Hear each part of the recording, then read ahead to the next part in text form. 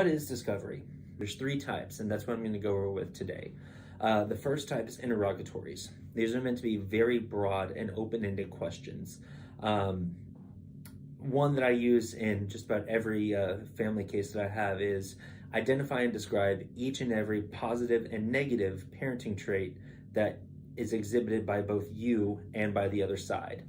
You don't answer that in one or two questions. You don't just say, oh, I'm a great parent, and they stink.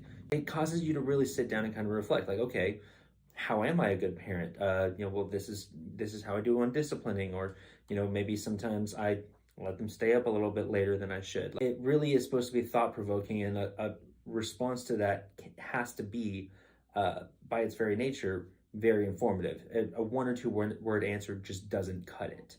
The next type of discovery is requests for production. These are where you are required to turn over documents. One that I use a lot is financial statements for the last 3 years, or leases for the last 3 years. If you've got a case where someone's hopping from one apartment to another.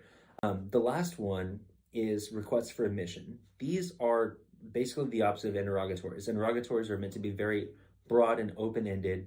RFAs are meant to be very closed-ended questions that can only be properly responded to by admitting to it or denying it.